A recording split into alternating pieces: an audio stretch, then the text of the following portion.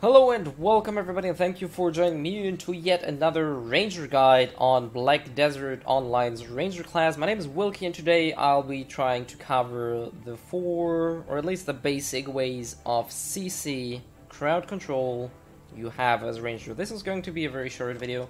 Basically, you have four options at your disposal. Maybe there is more I don't know about yet, and I'm pretty sure we will get more once we get the Awakening. But at this point, there are four main ways of CCing as a Ranger. Now, the first one is probably the most commonly known and used. It is Blasting Gust. Now, it already says so in the orange flavor text, but it seems a lot of people seem to not actually read that or are kind of confused about that.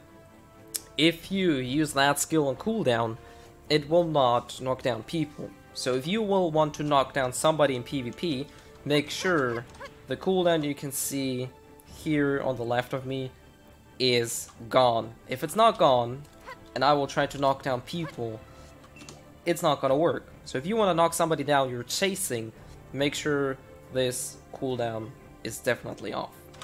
Now, this is one of the two knockdowns you can use as a Ranger.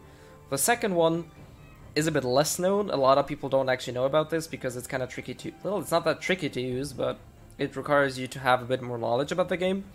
Basically, you will want to have Flow Kiss of the Wind. Now, to unlock that passive, you need Penetrating Wind rank 4 and Razor Wind rank 3.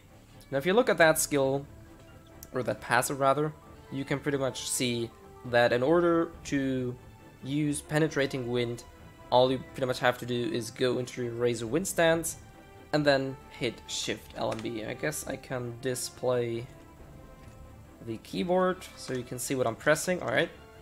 So the way how this works is I press E, I go into that stance. I don't even have to shoot any arrow, and then you just click Shift and LMB.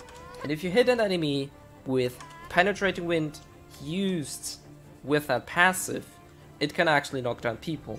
If you try to use it that way, it will not knock down enemies. So if you want to knock somebody down, make sure you use it after, or basically through Razor Wind instead. Now, there's a third, or basically a second method to use this passive. Maybe you have noticed it already.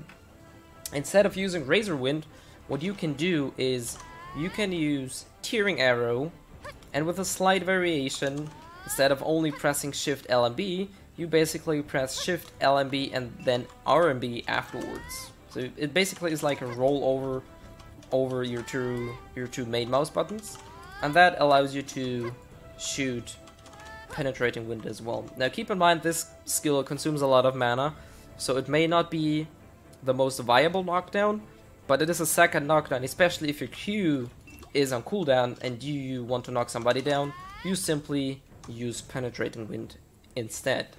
Those are the two knockdowns we have at our disposal. Now, we have a stun skill. I'm not sure, it's probably common knowledge, but just for the sake of it, your Black Spirit Rage is that crystal next to your HP and MP bar. If that is 100% full, and if you look at the description of Charging Wind, you can see Black Spirit Rage 100% consumption. If I use Shift RMB and my Black Spirit Crystal is full, or at 100%, you'll see this skill being fired off. Now this skill stuns enemies. Even if only a single arrow hits, it has the chance to stun an enemy. The stun does not last very long, so I recommend using that rather at a close range, or at a range where you can actually benefit from CCing the enemy. But this is another way to CC the enemy. Now, for the last one, basically, it's Evasive Explosion Shot. Now, it can CC people just by using it this way, or like just running around. The way, or my preferred method of trying to CC enemies with it, is after Flow Call from Sky. If you do the jump, which is basically your only iframe, if you do the jump and while in mid-air you press RMB, you can see me do that spin flip thingy, which basically is Evasive Explosion Shot, which makes it very easy because you have the forward momentum. It kind of catches a lot of people by surprise, and it's a very good gap closer due to the iframe at the beginning. and still retaining your mobility. This is our fourth way to actually CC people.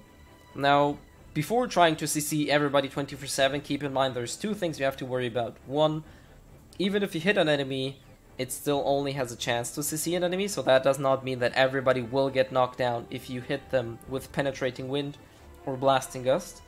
And the other thing is, don't forget about the CC resistance we have in the current version. So if somebody gets stunned or knocked down, they will not be able to get knocked down again for a few seconds afterwards. So don't try to chain knockdown or chain stun people. What you can do, however, is knock down an enemy and stun them afterwards. That's still gonna work because it doesn't interfere with certain types of CC, but the same type of CC is not gonna work multiple times in a row unless you wait for a few seconds for the basically diminishing return to wear off. Anyways, this is pretty much all I can tell you about CCs. The only thing I can tell you as well is Rangers are not that reliant on CC ability, because we have a pretty decent amount of damage we can dish out while keeping mobility and distance. So we don't necessarily need CCs, however it's a good bonus to have and to know that you can CC enemies using a few skills at your disposal. Anyways, if you want to know something else, or I actually forgot a CC I'm not aware of, feel free to leave a comment down below.